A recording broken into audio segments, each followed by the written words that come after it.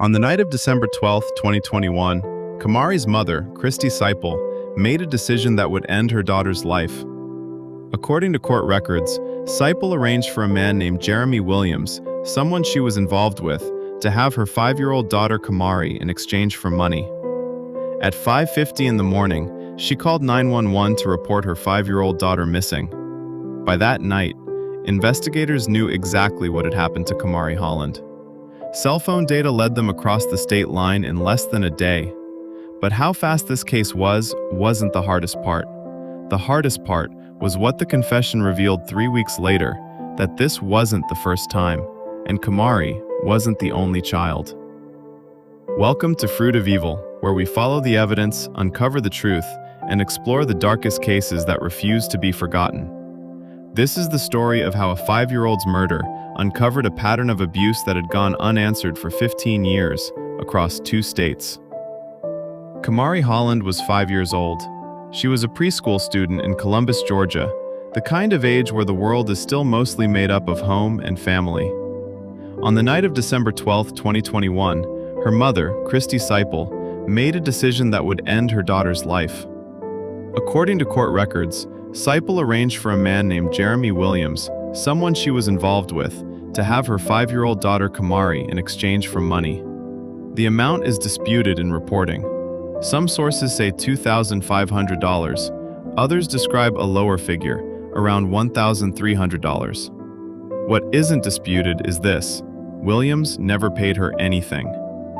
Williams took Kamarie to a vacant property he used to own, just across the Alabama state line in Phenix City. What happened there, investigators would later say, involved drugging and a sexual assault, followed by strangulation. Kamarie's last seconds were horrific. That baby didn't die in peace. She didn't close her eyes and say, "I can meet my maker in peace tonight." That baby was brutally killed. And I'm glad Jeremy died in peace, because that baby didn't. And that's what I remember. And this is for you, Kamarie. Whether he gets peace or not, that's up to God, but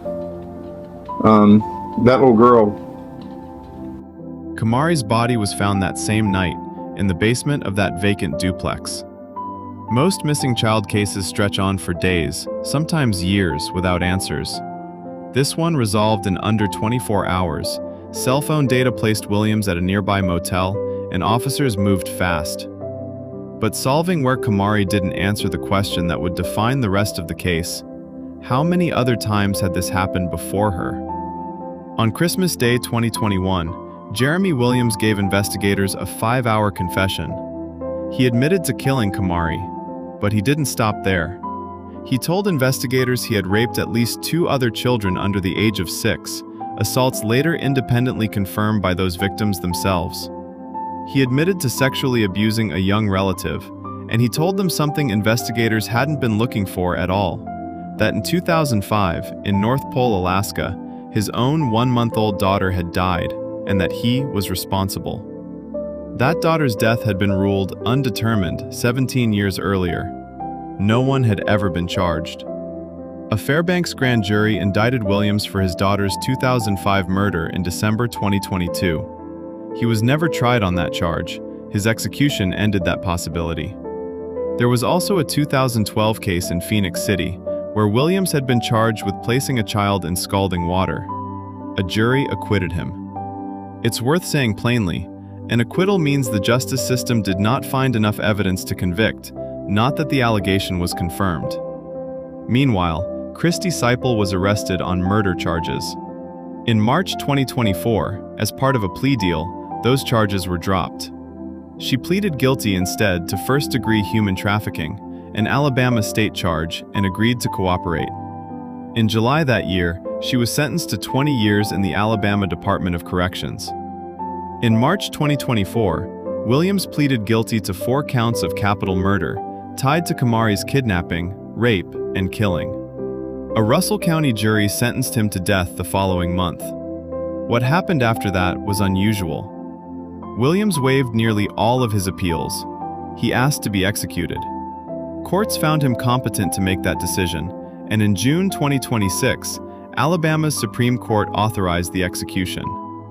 On August 13, 2026, Jeremy Williams was put to death by lethal injection at Holman Correctional Facility. He was pronounced dead at 6:16 p.m.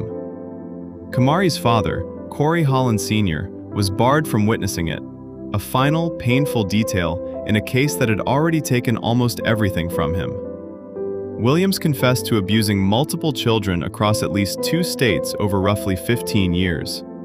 But there is no single official document that tallies an exact total number of victims, only confirmed incidents that together describe a much longer pattern than anyone acted on in time. That's the real question this case leaves behind.